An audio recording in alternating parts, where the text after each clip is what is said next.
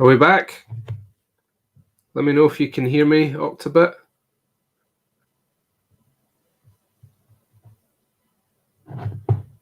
Hey, there we go.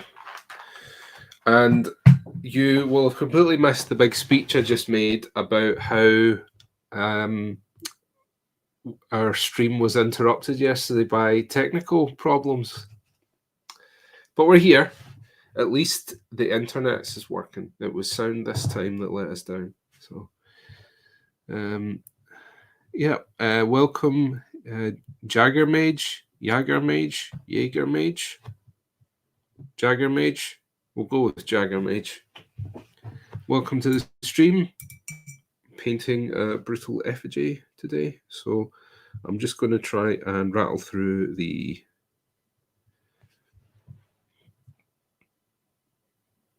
last of the wood grain.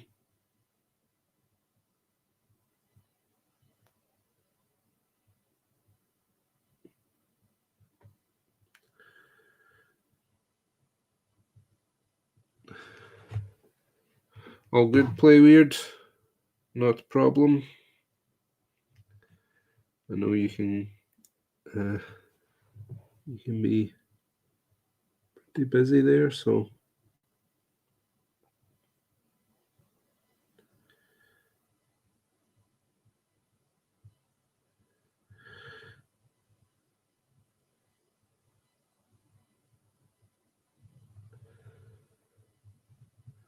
no problem at all.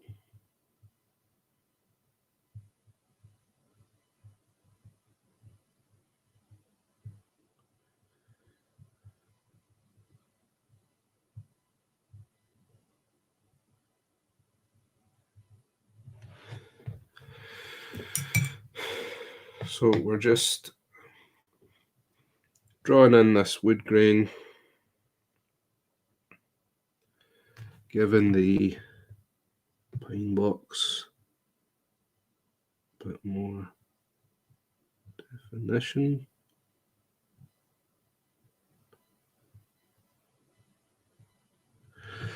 Introducing a bit of texture.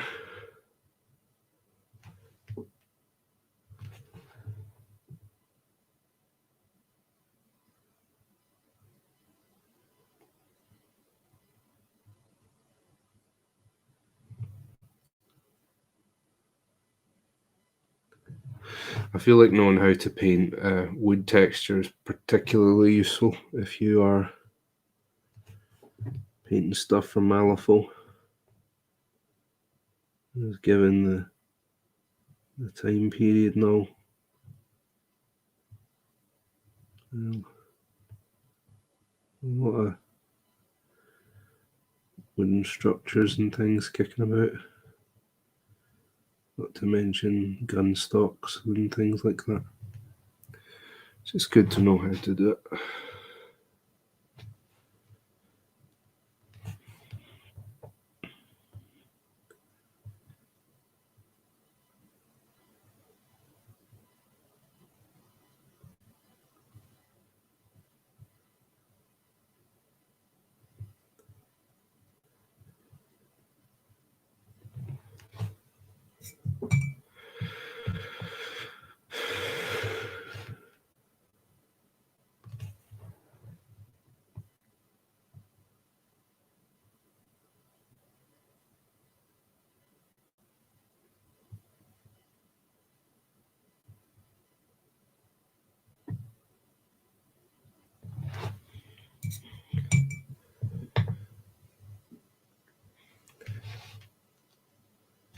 This is gonna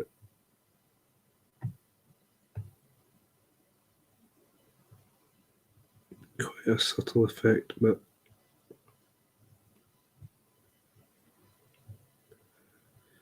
it's really gonna lend some character to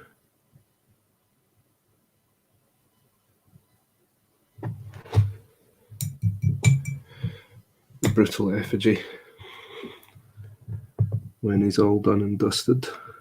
So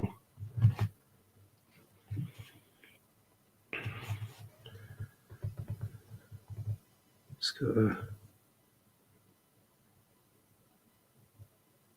few more panels to do.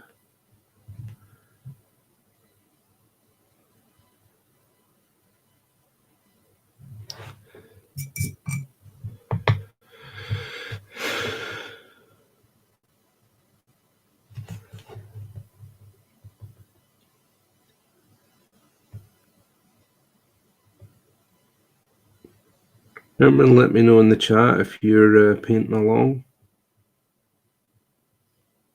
or if you've got any projects on the painting table at home. I know some of you guys like to tune in on your lunch breaks, which is cool.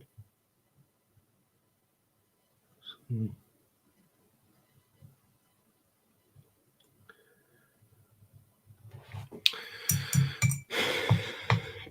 once you learn to paint textures, even if it's just basic textures, you'll find that it really levels up. It really levels up your painting. I do agree. I think it is quite an underrated skill. I think that there's techniques that people tend to fixate upon. The two big ones being object source lighting and non-metallic metal. And I think part of that is because it's really they're really obvious techniques, right? I mean, like, they're things that are hard to miss on a model, particularly if someone if someone uses non-metallic metal, for instance. They tend to use it on something that's got a lot of armor plates, or it's got, you know, a big, like, prominent weapon, something like that. Whereas a texture, it's one of those things, if it's done well, you don't always notice that it's there. If it's done well, you can trick the person's brain into thinking it's part of the sculpture. So they just look at it and think, oh, that's nicely painted. And it's not until they look a bit closer, like, hold on a minute, he's painted all that wood grain on, or he's painted all of that battle damage on it, you know. So I think you're totally right that it is one of those things that is quite underrated, because if it's done well, I think you just don't notice it. If that makes sense.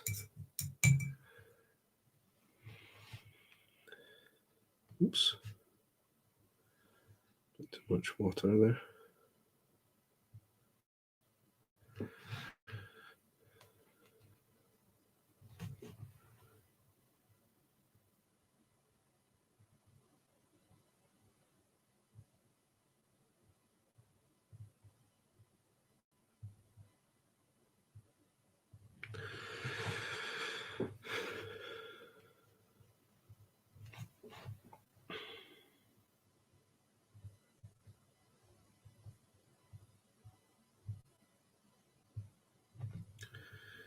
But it's,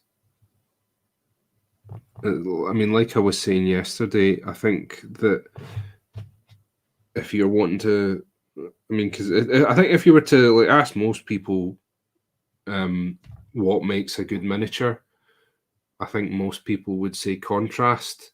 But if you ask them to break that down further than just contrast, I think a lot of people would perhaps stop at you know, like color, like red and green, or, you know, black and white. You know, they talk about, you know, maybe some people talk about volumes and values, which is, if you don't know, that's just painter jargon for, like, gradients, and then using light and shadow on a model.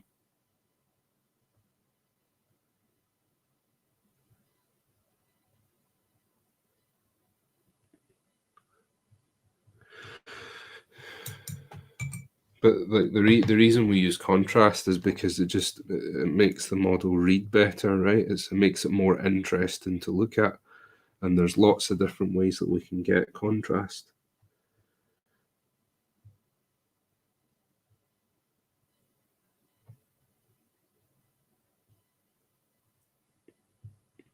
And then you'll get people as well, and I have seen it where they will use a technique like applying texture to a model incorrectly, where what they'll do is they'll put a lot of very similar textures all over the model,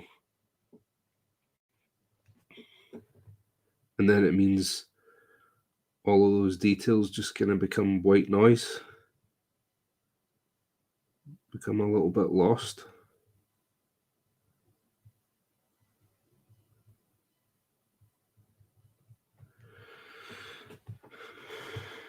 Definitely agree with that.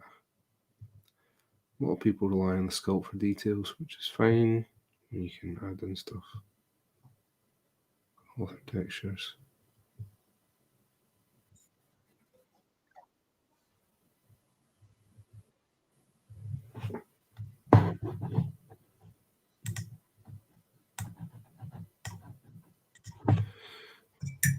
Well, yeah, I mean, I'm not saying that that's a wrong answer. With volumes, volumes definitely do um, lend themselves to contrast. I think that a lot of people don't really think beyond volumes and values when it comes to contrast. Because it's even things like you can use different finishes for contrast, right? Because you can have glossy bits and matte parts on a model.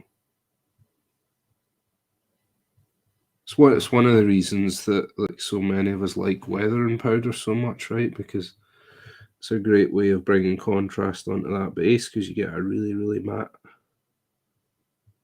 finish with those weathering powders. And it looks great because, I mean, one, it looks like it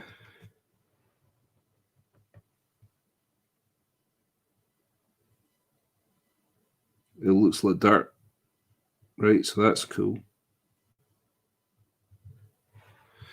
But there's also the fact that unless you're using some like crazy specially formulated paint, chances are that those those pigment powders, weathering powders, whatever you want to call them, are going to be a lot more matte than the rest of your model. So it means that your model stands out against that base.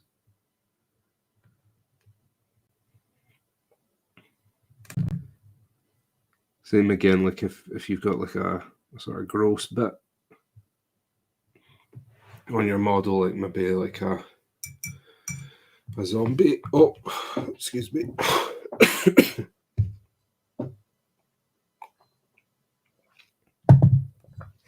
Throat dried up there. Apologies. So you've got like a zombie that's missing a limb. What you can do is you can have a gloss effect over the wound to make that stand out a bit more, make it look more ghastly. And then you've got a contrast between matte gloss and then, like Octavit saying, you can split the difference, you can go satin.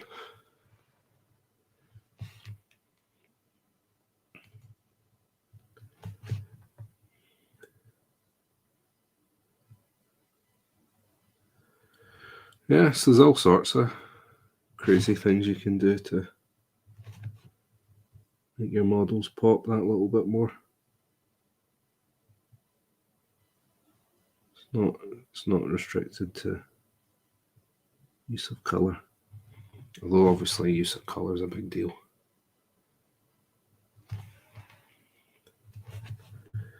Big deal.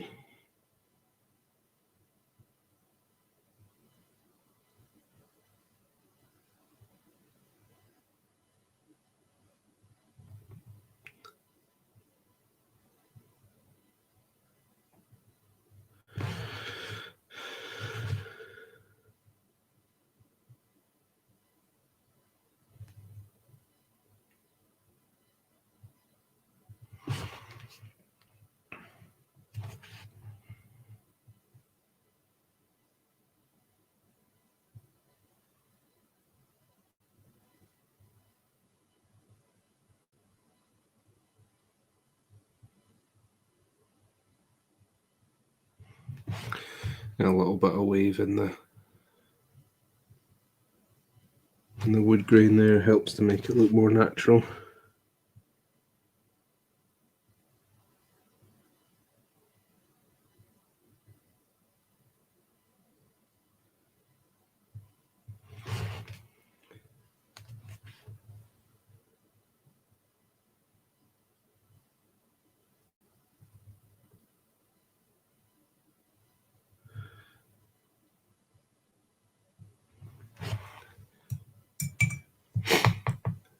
A lot of people swear by color theory for stuff like that, Octobit, but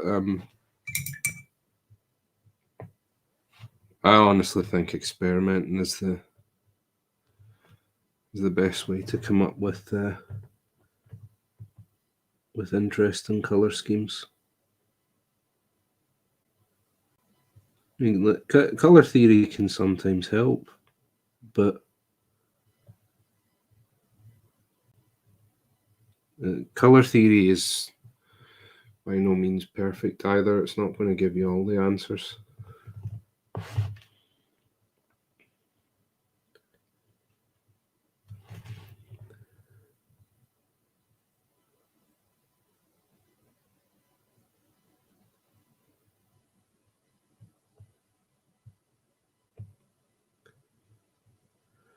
I feel like a lot of people can end up a little bit boxed in by color theory as well, as they get hung up on having to follow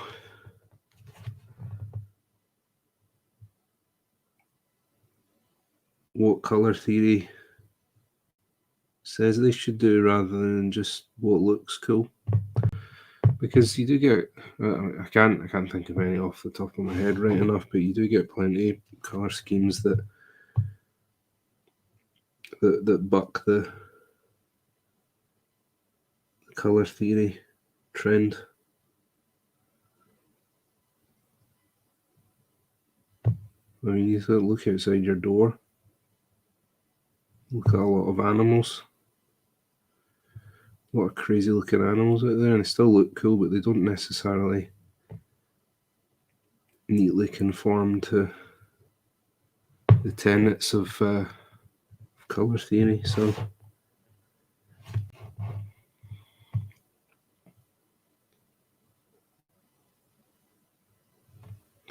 yeah, I'm quite a fan of the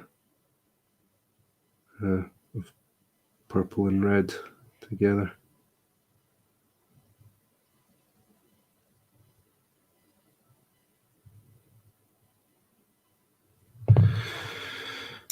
If you go on to my social media, I've painted quite a few miniatures recently. They're not Wyrd miniatures right enough, but I've painted quite a few using those sorts of colours. If you're looking for a wee bit of inspiration, boom, there we go. Nightbot on the ball.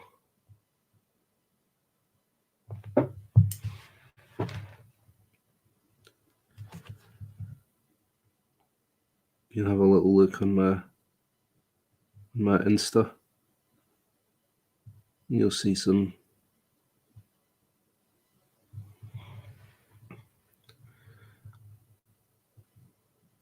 wacky stuff there.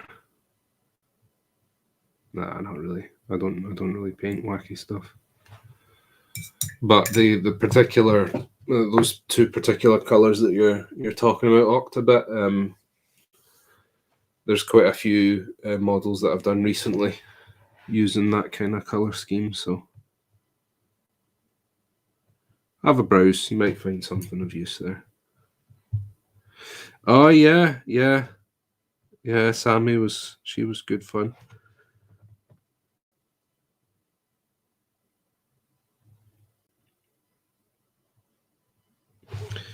I get sent to her by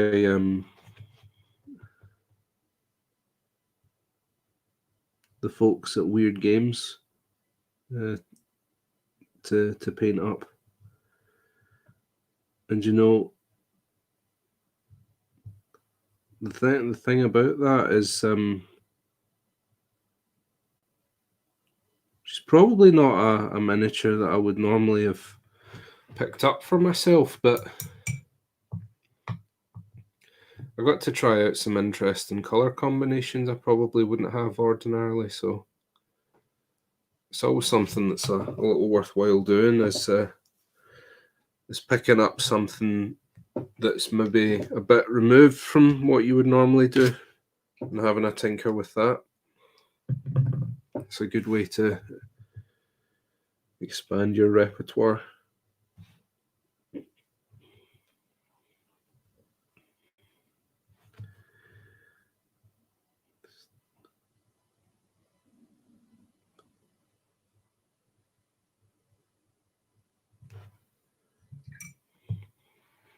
little bit of petroleum grey again.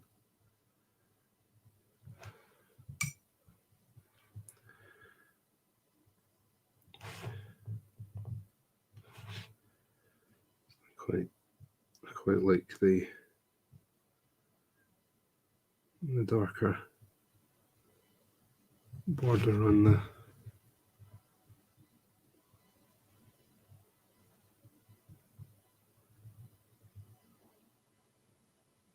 the pine box, so I'm just going to glaze a little bit of petroleum grey back into some of the corners,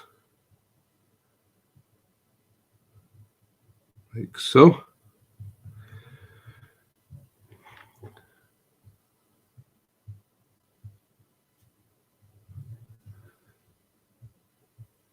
Yeah, man. Just keep doing it. It's good fun. Sometimes,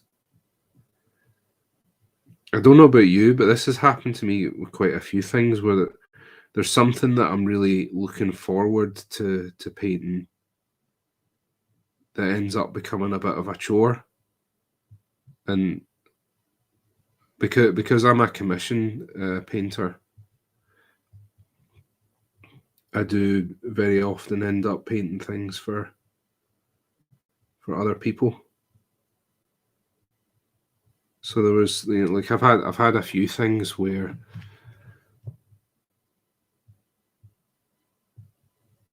I've been given something to paint and I've been like, oh, here we go, maybe slightly dreading it or having to psych myself up to it, and then ended up like really enjoying painting it. So yeah, it can be a bit funny that way.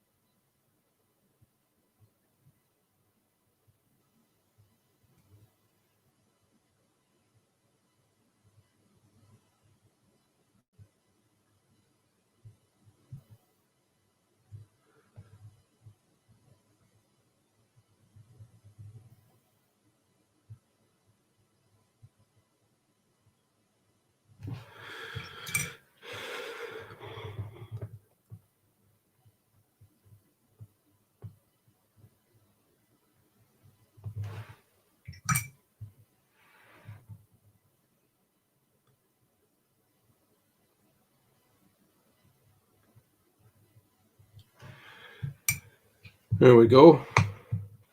Let's give that a bit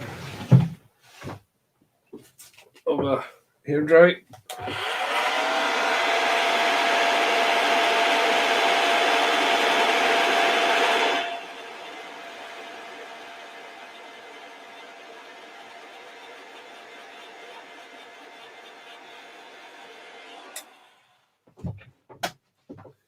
So when I'm on the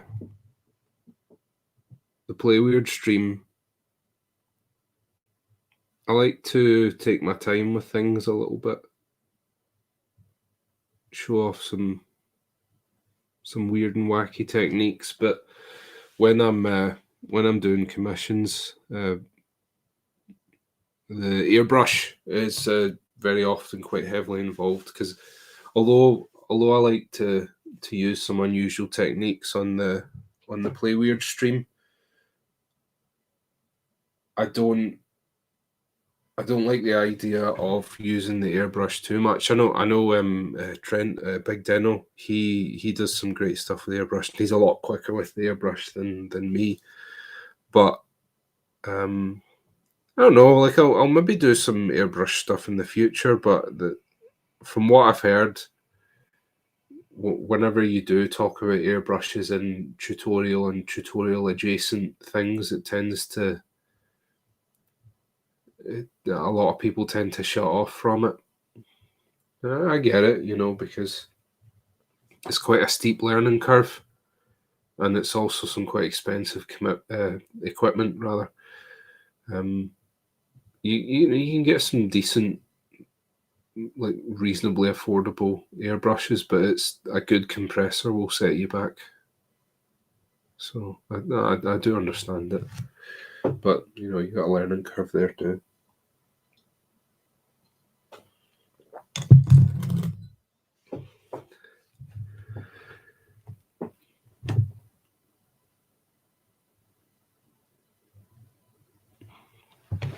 Right, I think we should do some green bits on this. Some stains. A little bit of grossness.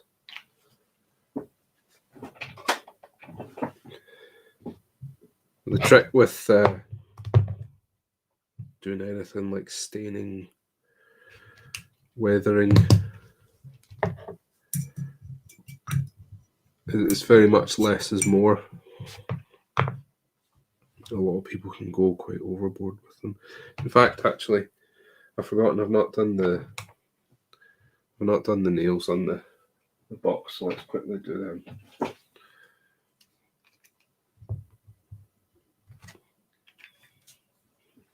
Because we're going to do a wee bit of rust.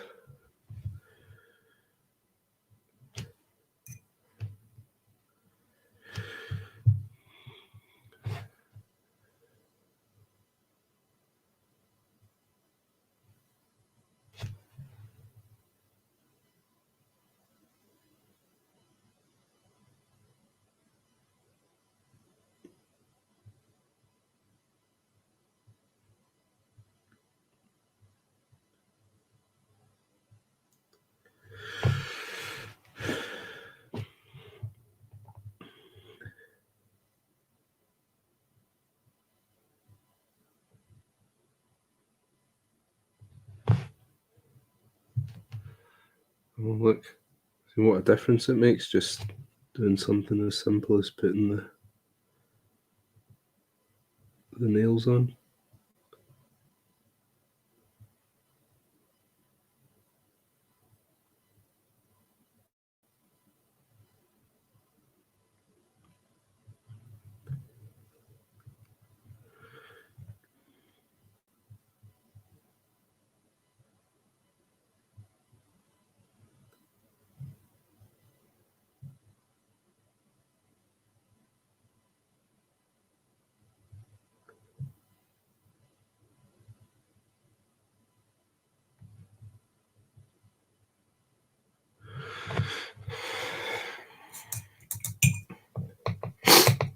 Definitely a commitment to get the kit for it. Need to practice mine more. Mostly use it for priming. Found out I bent the needle on it. Now I've got a Harder and Steenbeck airbrush.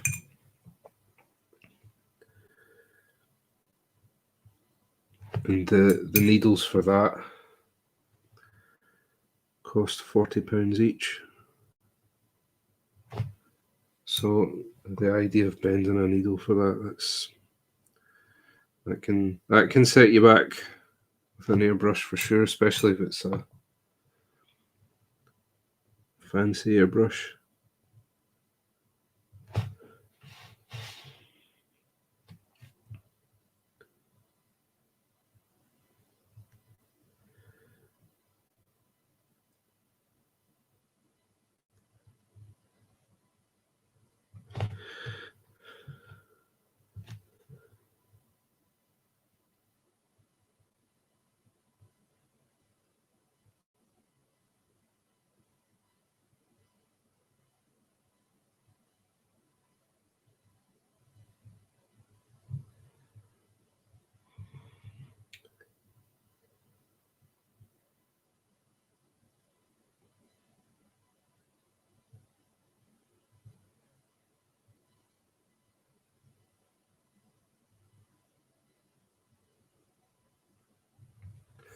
I'll show you my airbrush in just a minute. Just do the rest of these.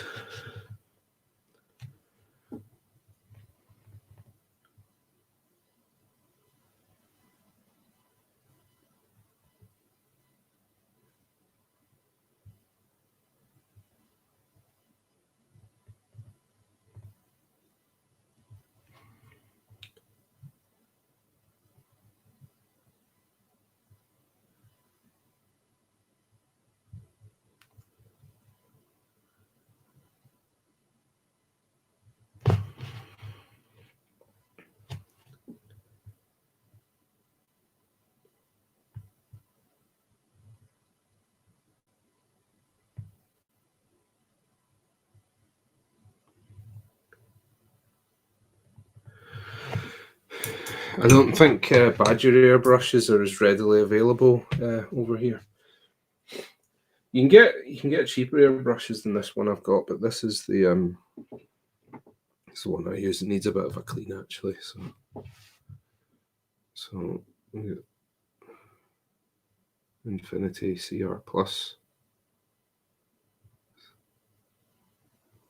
I've not given it a proper clean in a little while, so it's a really, really fine point on it.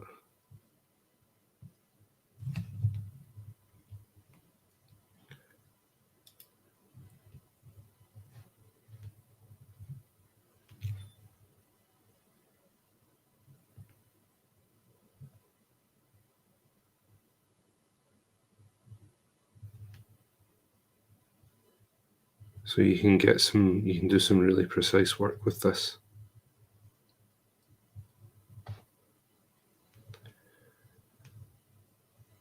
Which is great. So it means that you can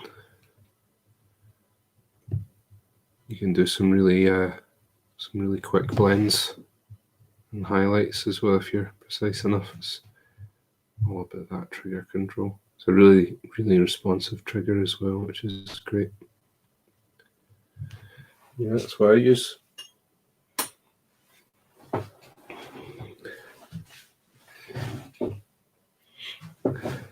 It's a great airbrush. Would definitely recommend it, but it is quite expensive as well.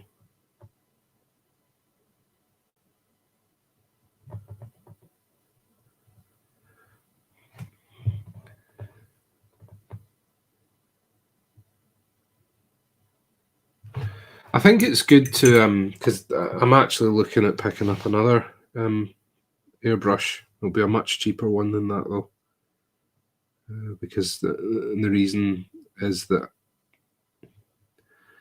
I kind of want one that's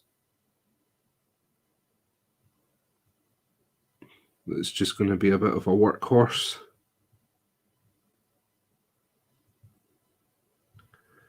And I'll use it for priming, things like that. And I want to keep the harder and Steenbeck, the Infinity, for doing my finer detail work. Is the plan anyway.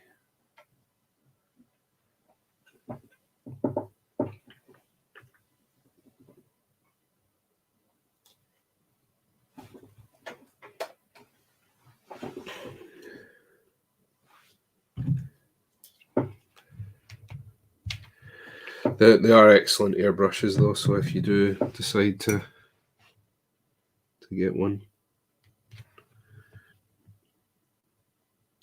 yeah, you really can't go wrong with them.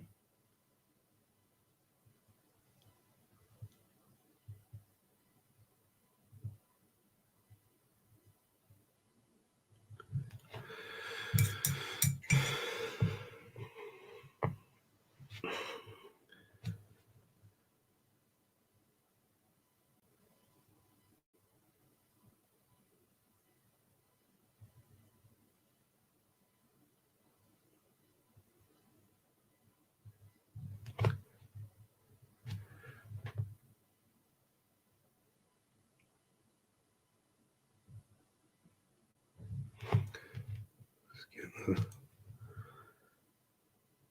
ropes done. Get them out of the way.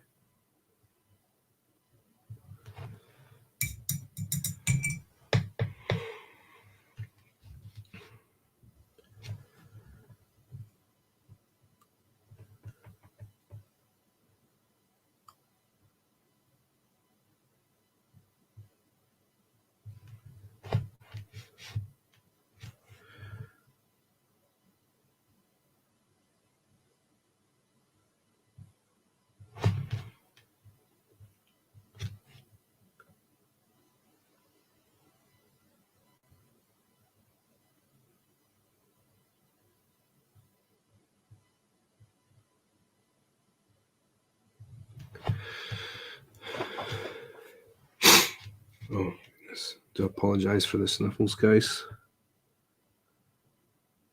I'm fighting off a bit of a cold this few days.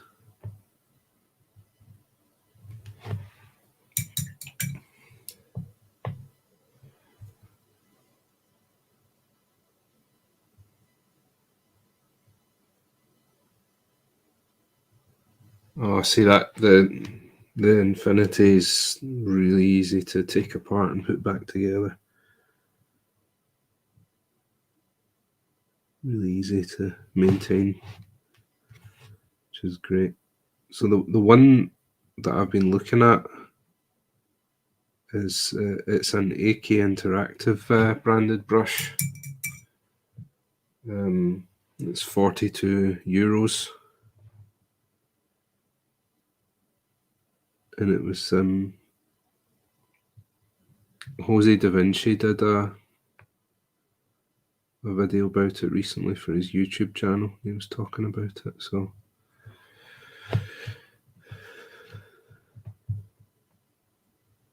it's a pretty good, pretty solid recommendation. So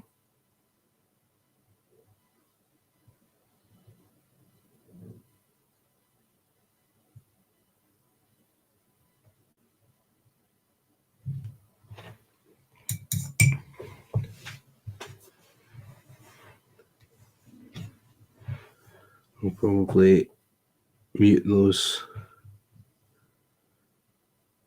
colour in the ropes a little bit, I think.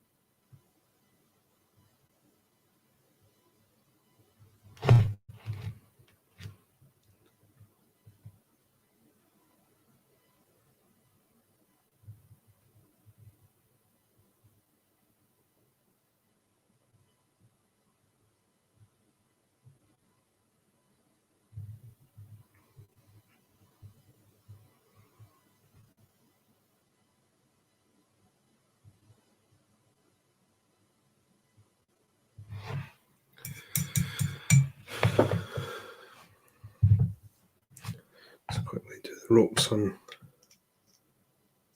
our guy as well.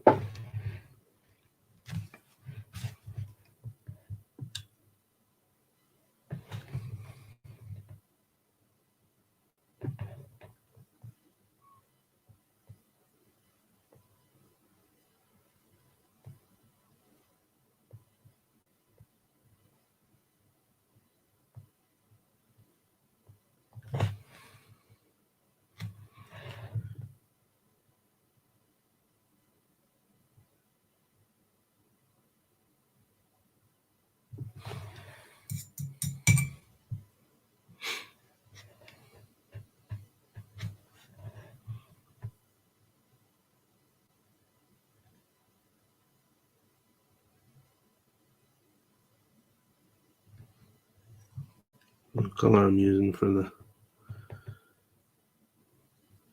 rope here is it's called tar brown,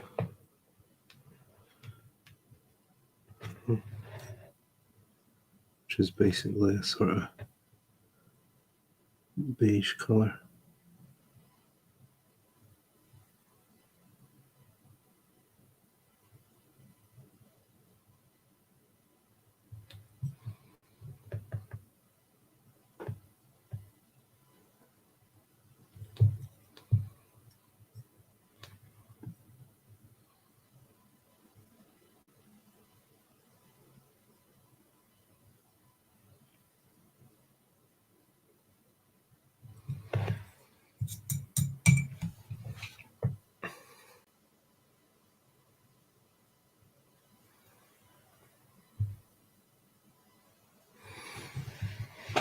The staff here at Wyrd HQ have to send me their pics. Oh,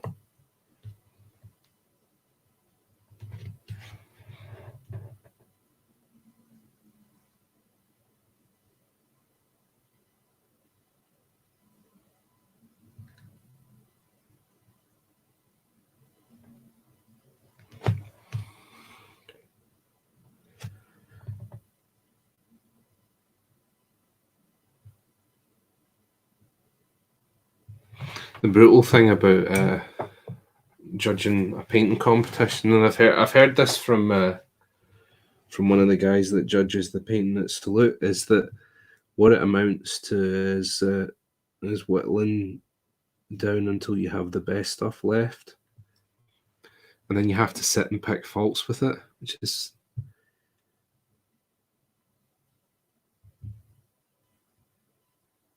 I guess that's how when there's very little disparity in the skill levels of painters, like you're talking, for the people that place in something like Salute, that's just what you got to do, isn't it?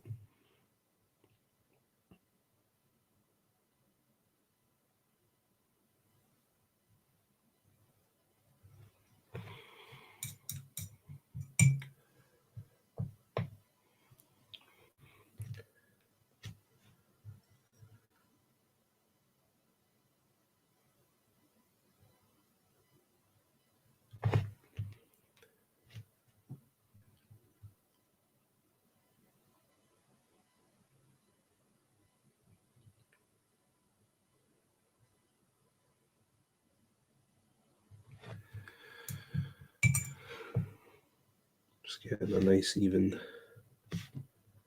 base coat as much as I can down on this little bit of rope.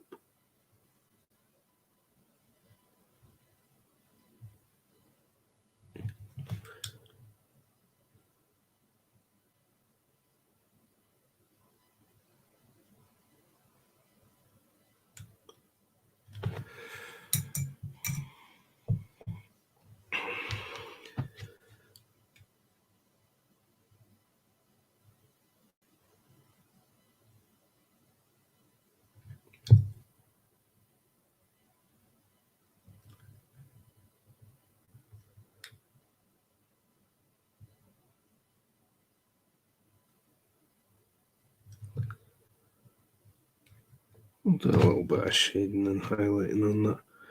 I think we do want to about muting it a little, but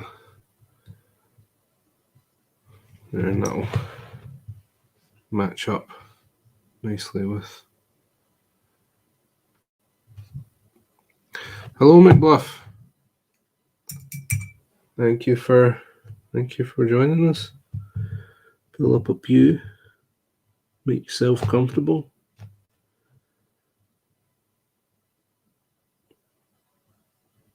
We had some interesting chats earlier on.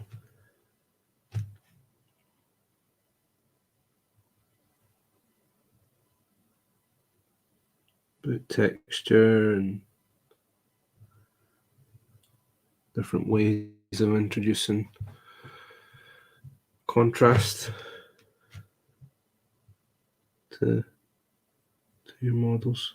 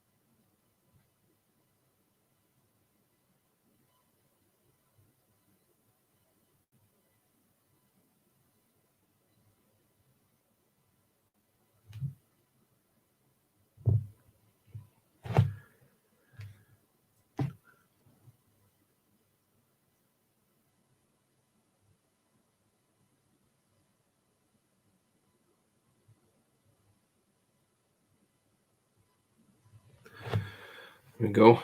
Nice solid base coat on that. Took a little bit of time, but we got there.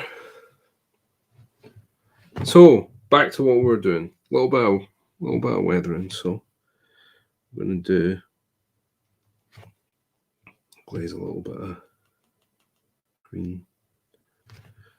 So blow a bit here and there.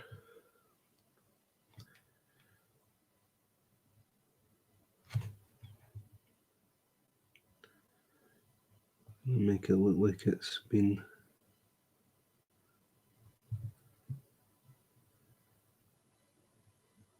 maybe been underground and then he's picked it back up, taken it out, exhumed it.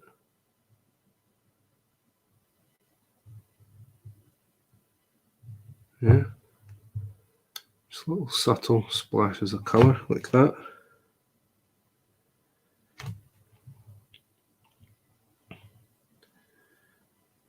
And try and make it a little bit random. Yeah. There you go. And there. Maybe it's been sat about the bayou for a while or something.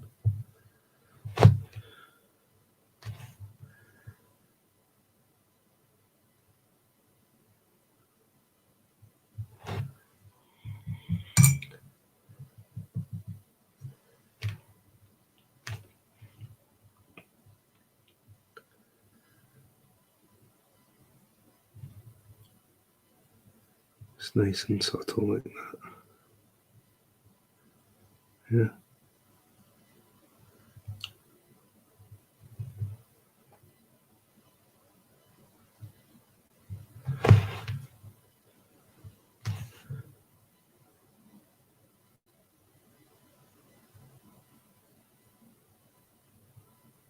So,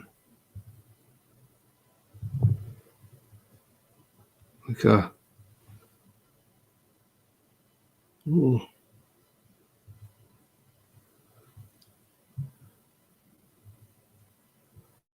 reward, little thank you for the people that are paying attention. Not everyone's going to notice that, but it's always cool when you do a little thing like that on a model and someone will say,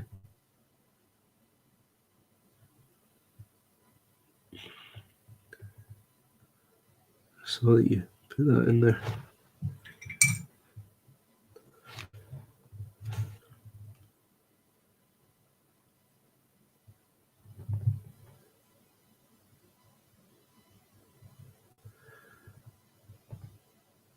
I'm just going putting a bit of field grey on top of it.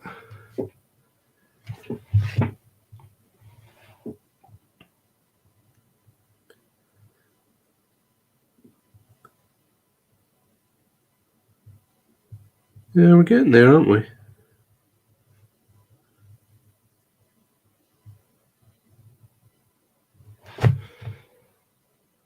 Yeah.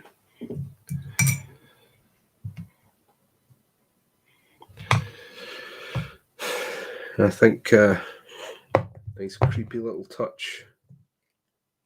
I'm gonna do like a dark stain running down the wood.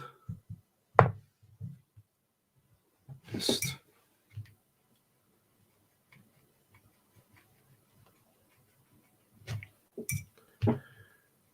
yeah. Put them out of here.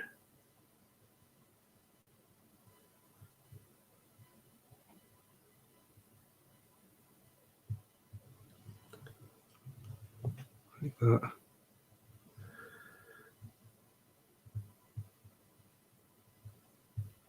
And blob some more in.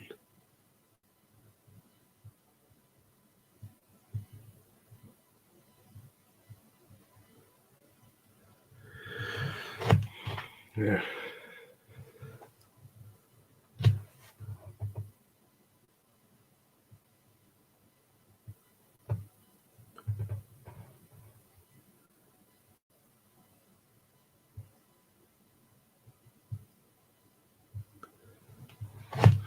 Just don't think about what that could be.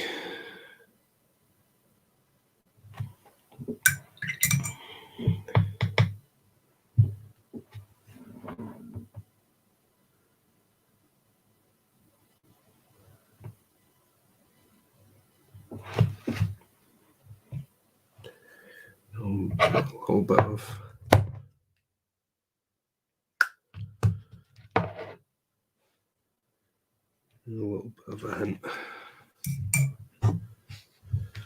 Just a little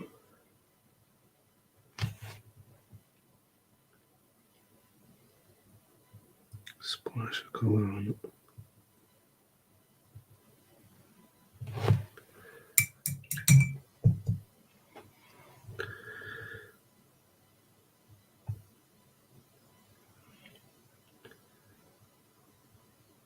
There you go.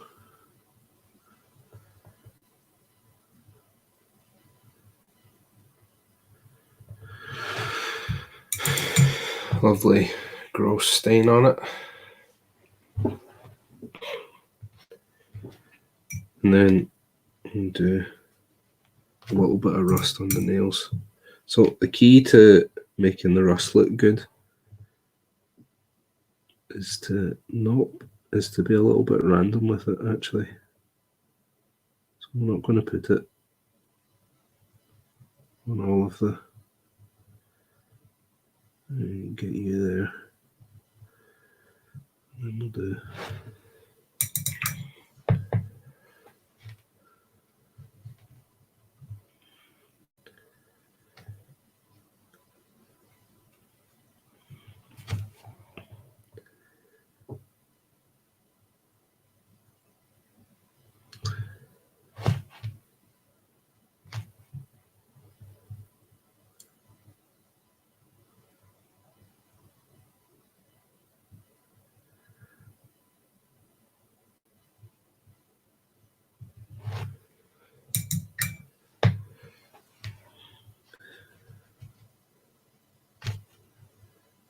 put some on the chain here. The lantern, just a little bit of.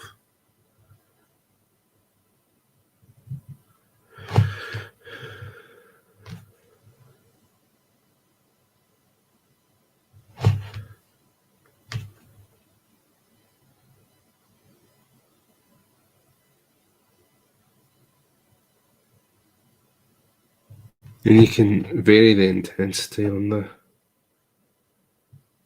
rust as well.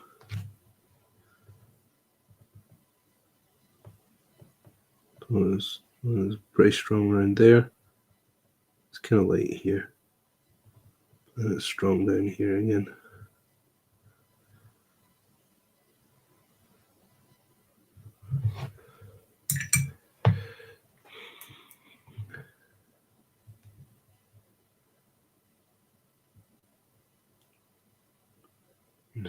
that in a bit more. It's good. Yeah.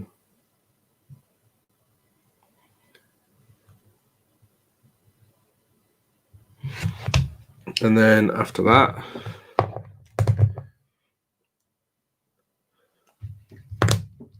of Mornfang Brown.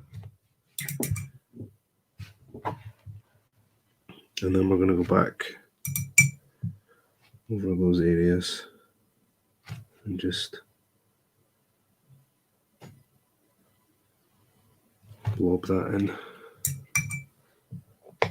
Again, we can vary up the intensity on this a little as well. Make it look a bit more convincing. Maybe just do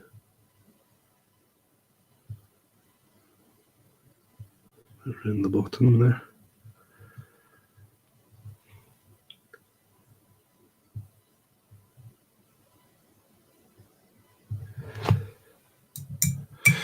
This has given us some good stuff to work with when it comes to when we do the brutal emissary. Because he's obviously, his pine box is much bigger. So I'm going to have our work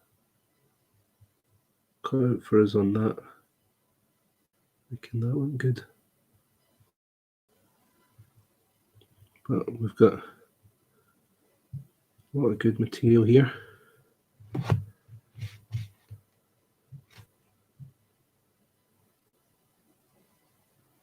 Bobbing that in.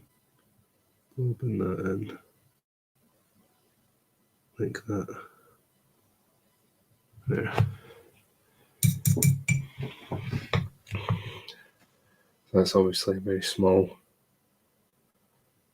pine box, but I compare it to the one we'll be doing for the big guy. And I've got it just here.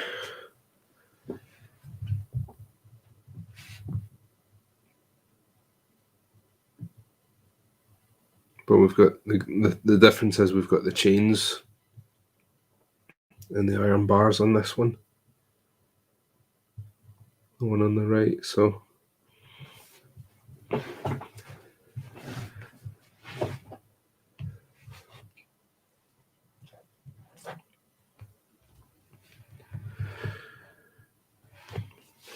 right,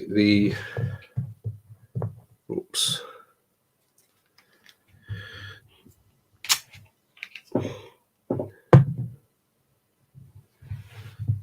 Some of you may be thinking that I'm spending quite a lot of time for such a small model, but I absolutely love the effigy models. So I really want to do them justice.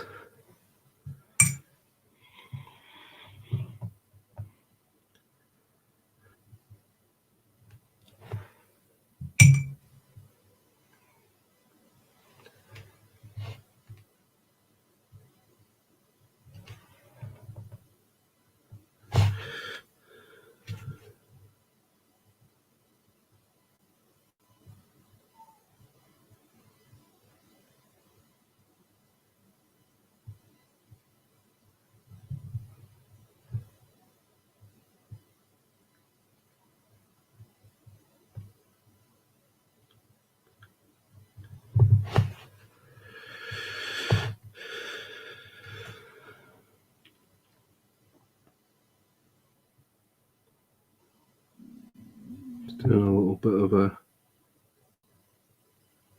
shading on this.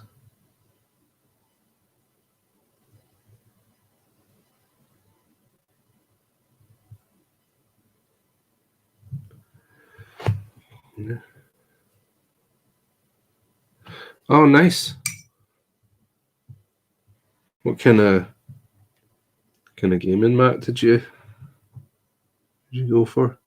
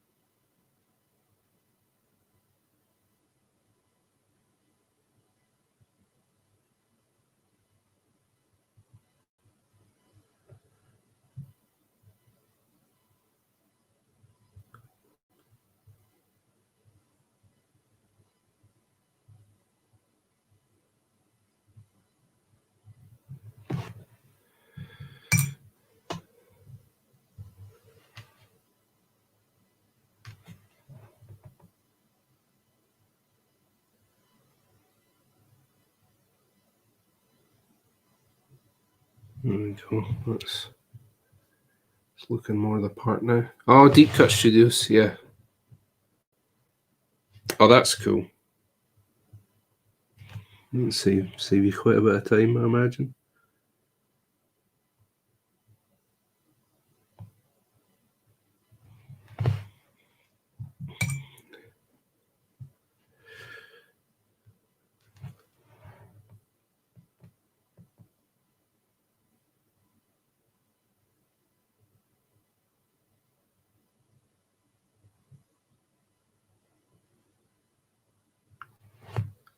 Yeah, definitely. Definitely make that a bit easier for you.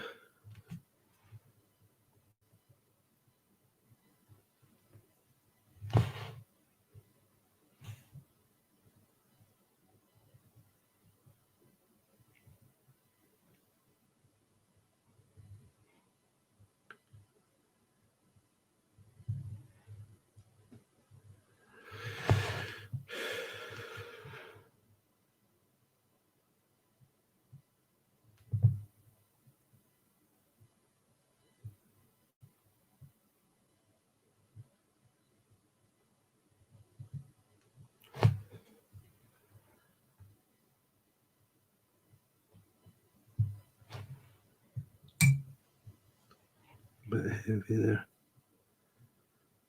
Just bring that up a bit. Make the ropes look a little dirty as well. Just as if they've seen some mileage. I think so. Darker in places than others, it's going to look a bit like dirt stains. There we go.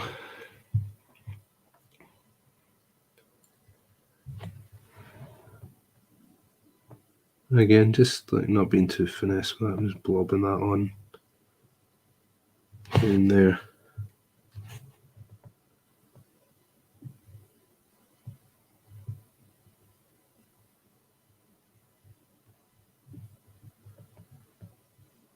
There we go.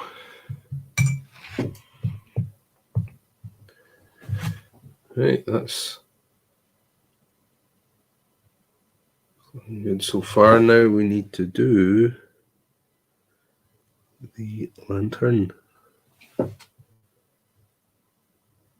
So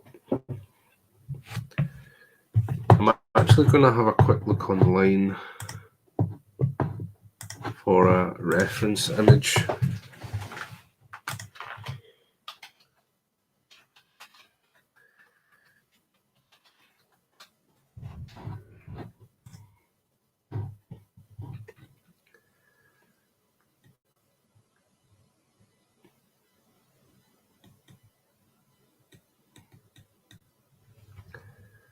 So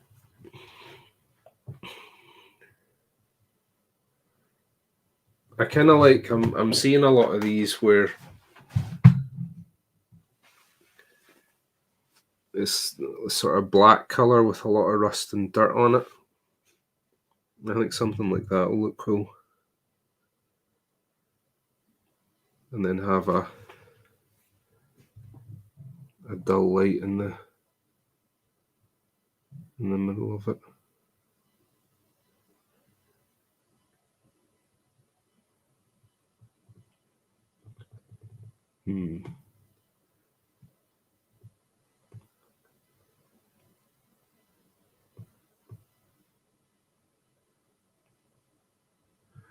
So I think what I'll do first of all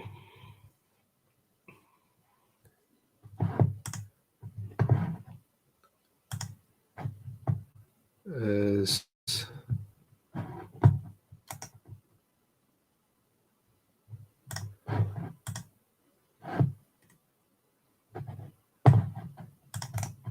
I'm going to drop the image into chat for you guys so you can see it. This is what I'm looking at. So it's an old kerosene lamp.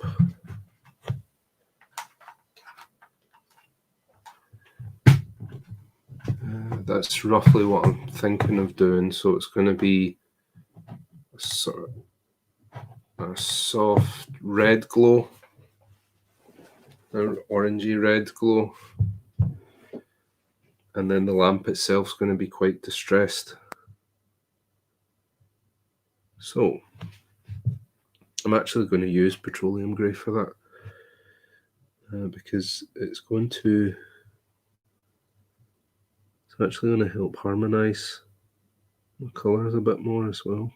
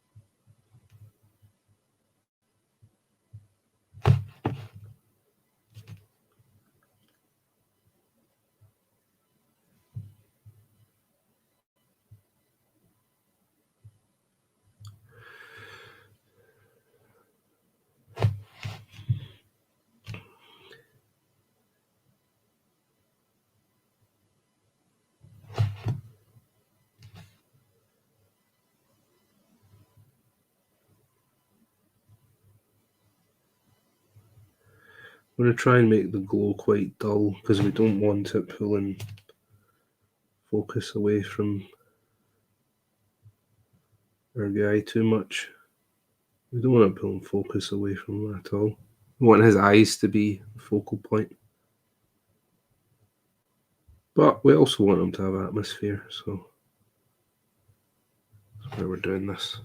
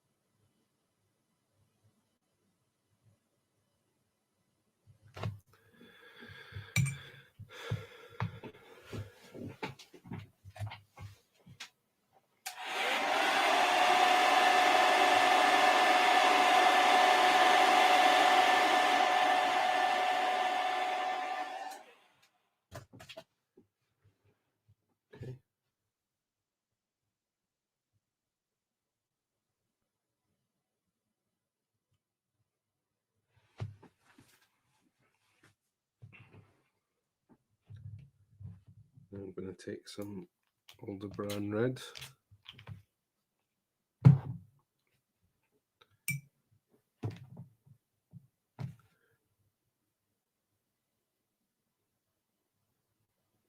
What I'm going to do, probably going to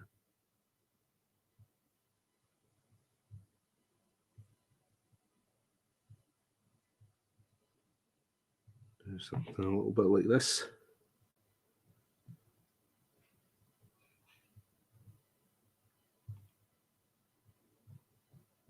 I can go back and tighten that up again, so I'm not too fussed.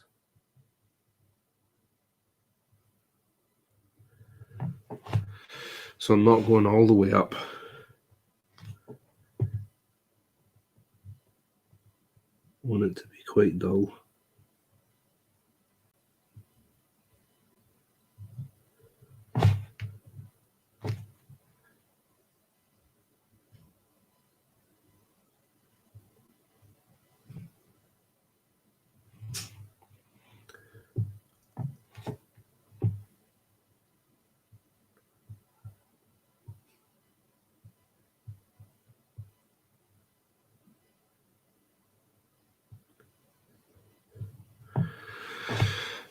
So obviously with the light emanating from a like a little candle in the middle, it means that it's going to take the form of a bloom. So that's why I'm painting it in a sort of circle going up the way like that.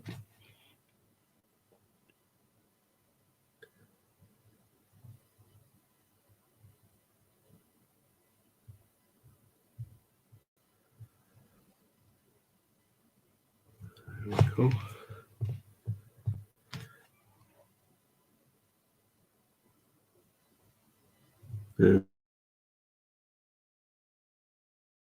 And same rules of base coat and apply. We want it to be opaque and even in as few applications as possible.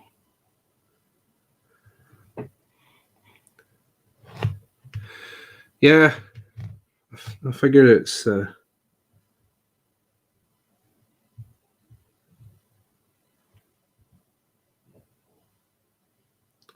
I'm gonna lighten this up a little bit, but this is going to be the predominant color for the light, so I'm hoping that it's going to lend the finished model that sense of brutality.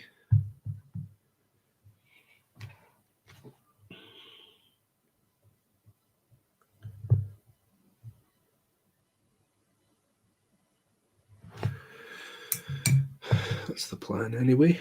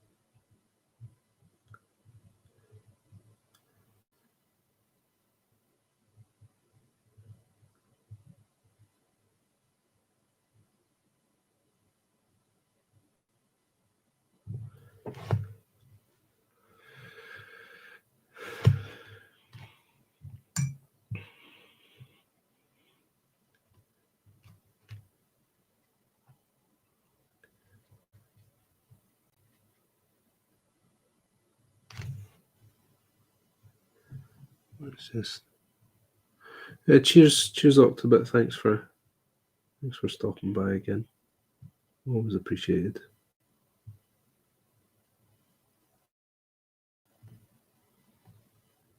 Hope the rest of your day goes well.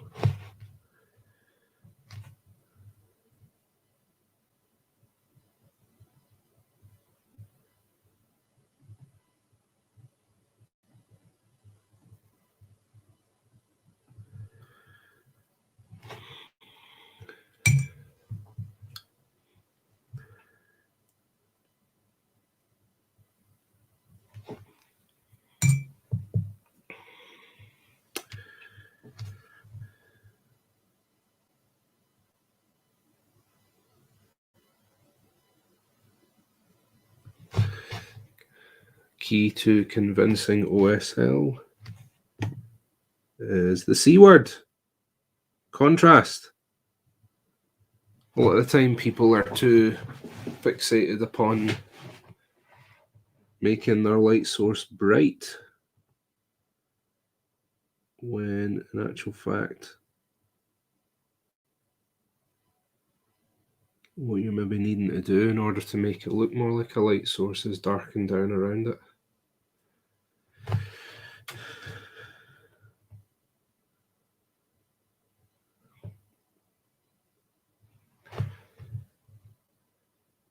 Yeah.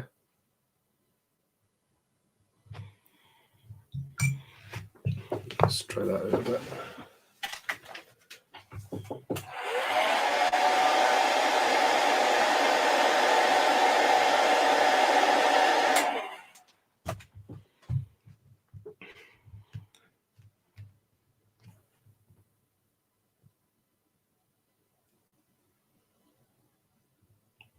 There we go. Just a little bit of wet blending.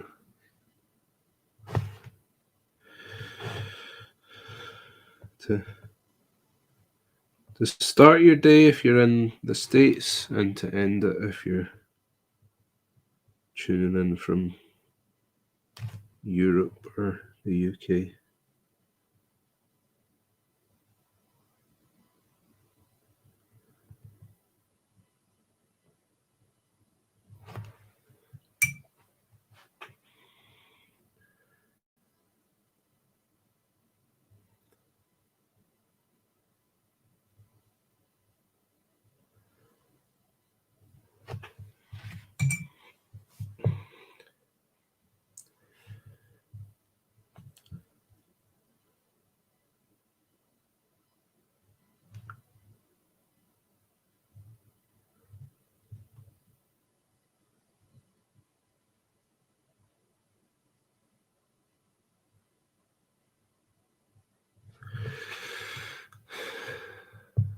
Little thing to bear in mind there with that lantern, that's just 2 paints we've used so far.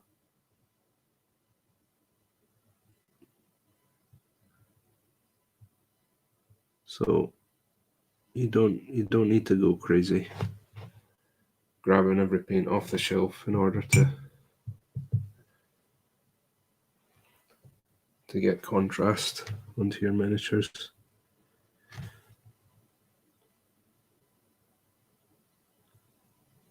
Sometimes the answer can be a lot simpler than you maybe realise.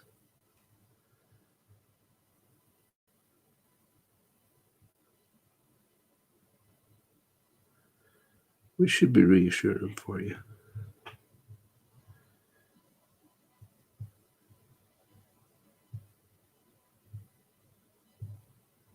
I think.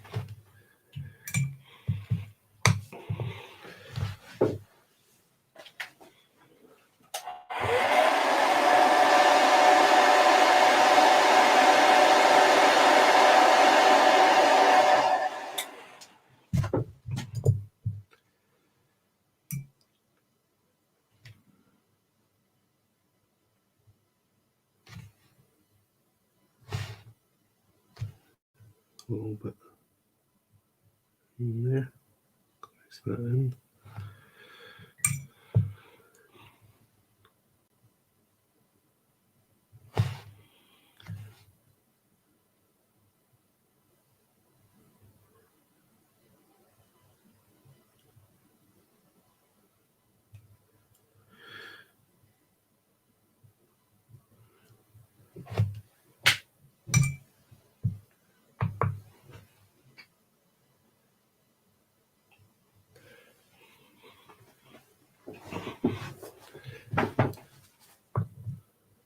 And then what we do, I think, a bit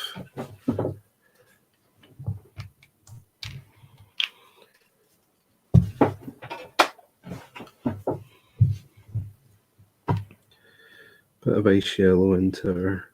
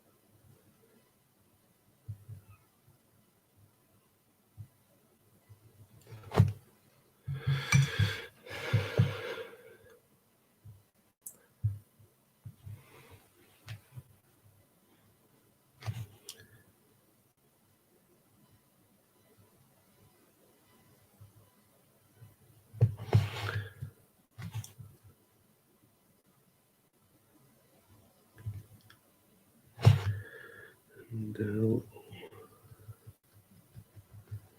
little bit lighter just to finish it off. Right in the middle there.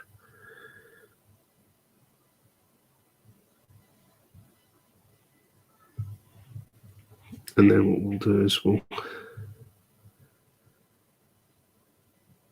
tidy that up, glaze it together. You see how that looks a lot more like a little kerosene lamp than it does a street light.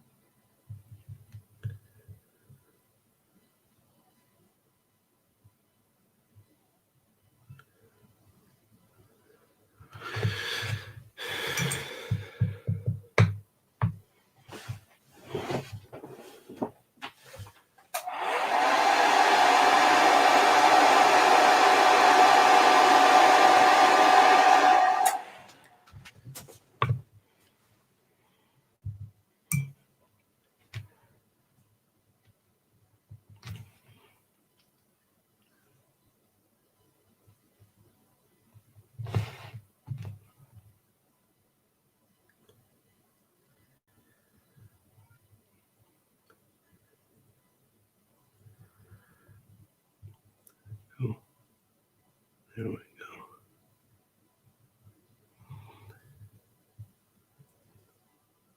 There we go. Look at that.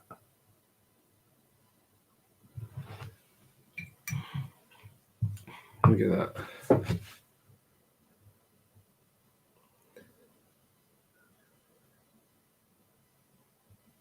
Nice eerie glow.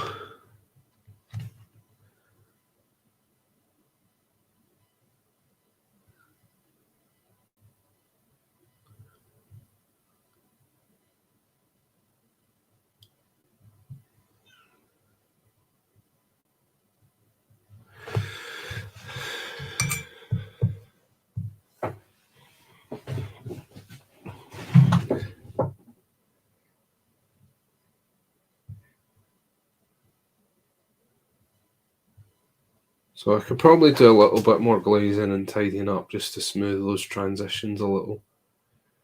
But we definitely got ourselves an old-timey lantern there, I'd say. Like no matter what side you look at that from. So, probably do some OSL and things like that on the effigy himself when we're all done. But in order to do the OSL properly, we will need to paint the rest of the model first. So get some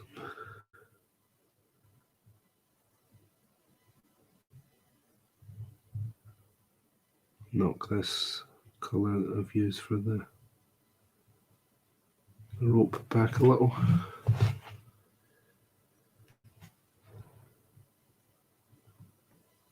Like so.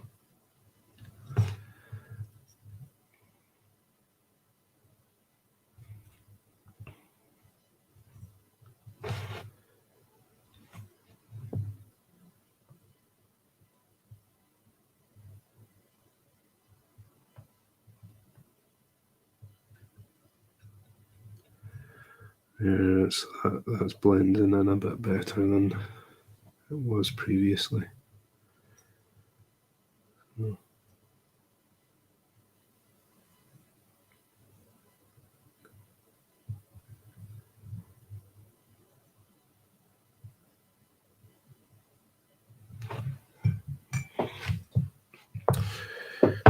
I'm going to do Let's see how this is looking.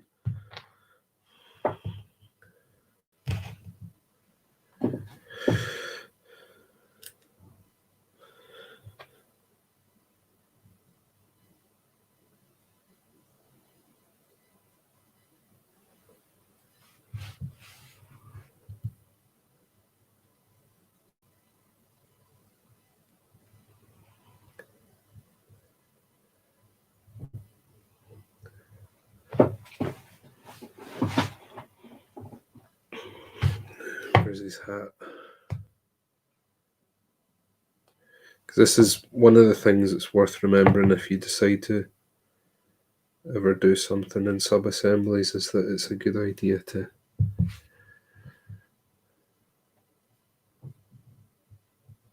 every so often stick it all together and see how it's looking.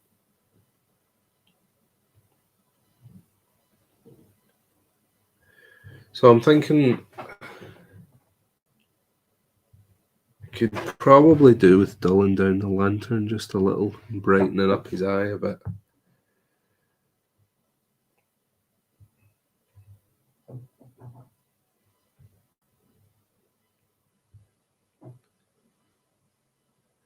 I want to see how it looks with some of the other colours in before we start making drastic alterations to things. So we'll need to push through the fabled chrysalis of misery. For now, at least.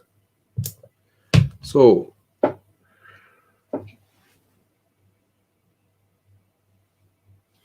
walnuts. There we go.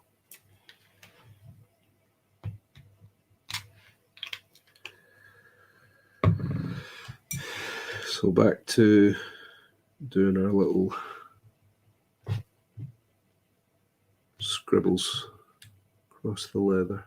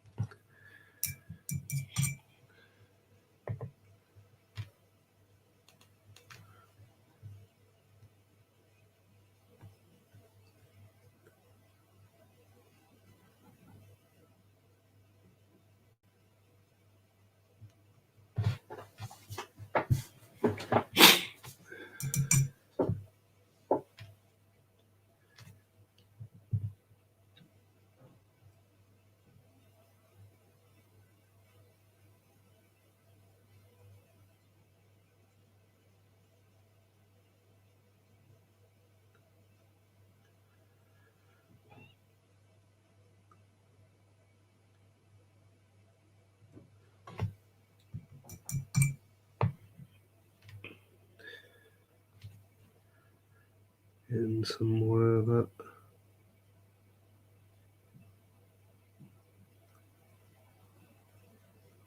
Weathering in there. And tighten up the pattern and intensify it in areas where more light would fall. And that's going to help with a bit of our highlighting as well.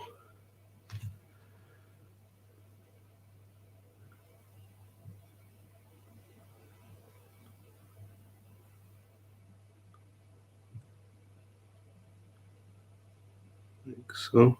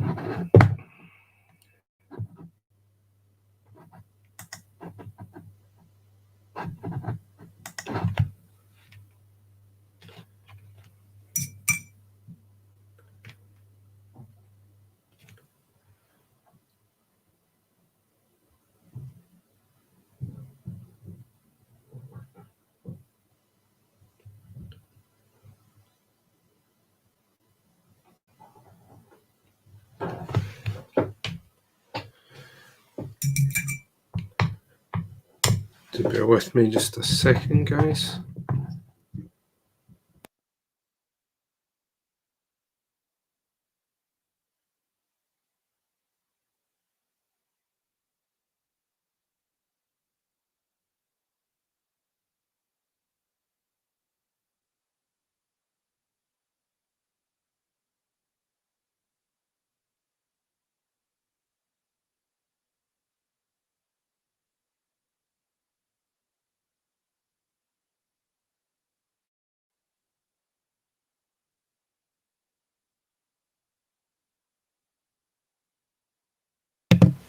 Sorry about that. And those started to run. I had to go immediately.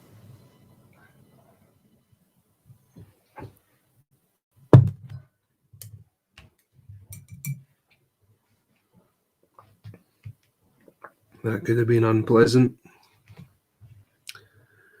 for everyone.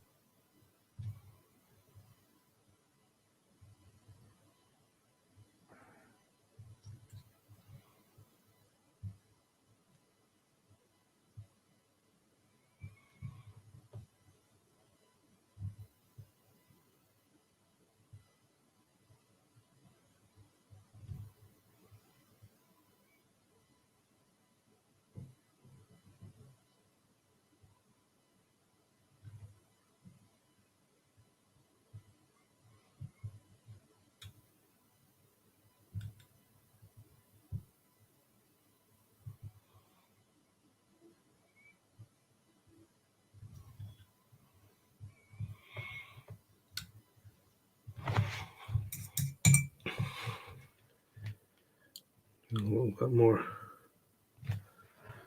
build up down here.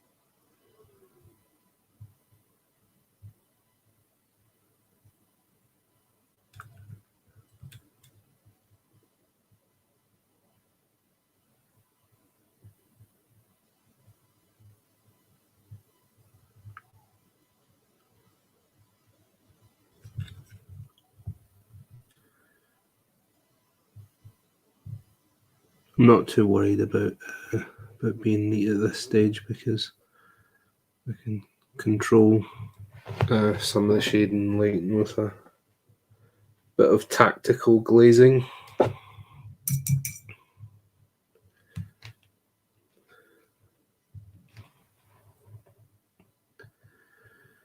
I'm going to go and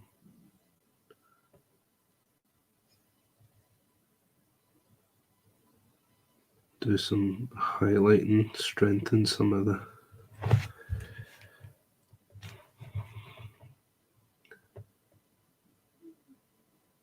definition.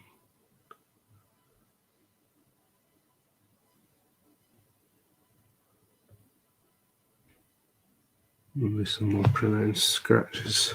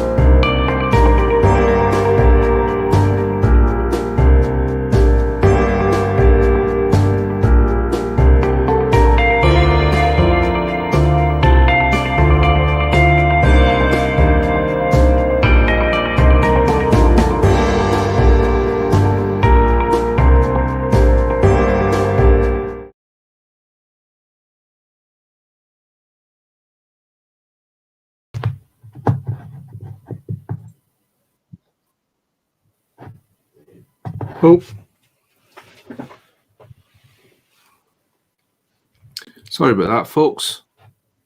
Just had a little technical blip there.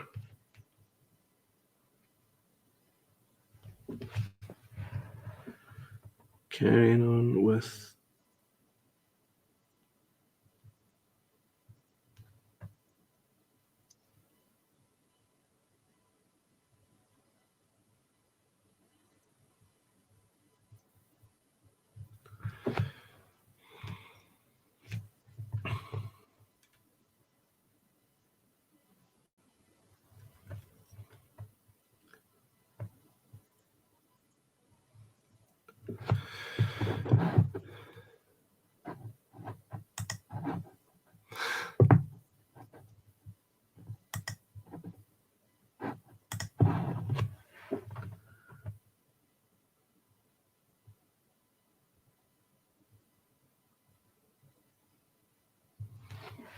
it's just practice. A lot of experimentation.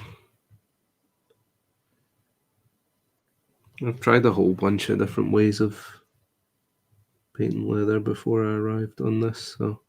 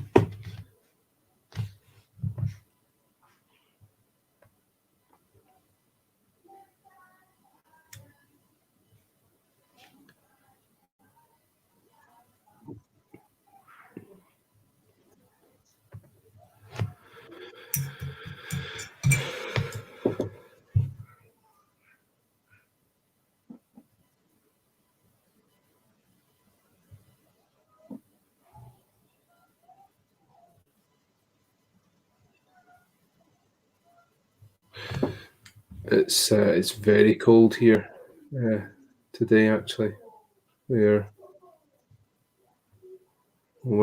keep forgetting we're into November now. Jeez.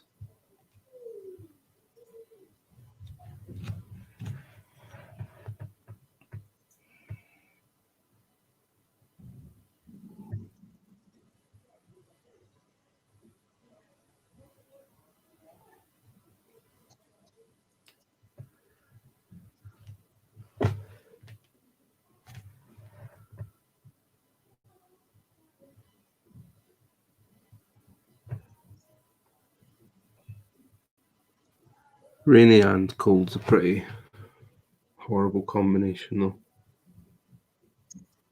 When it's rainy and temperate, that can be quite nice. I quite like the rain, but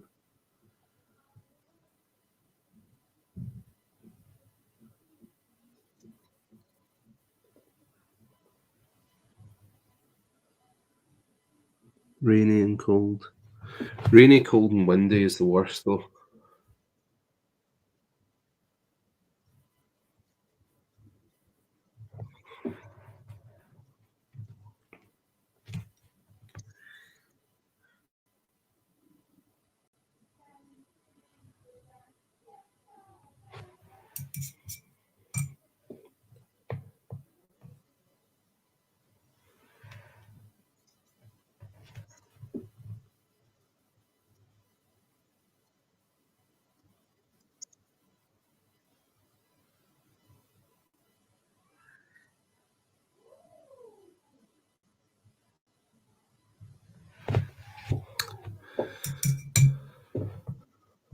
Okay,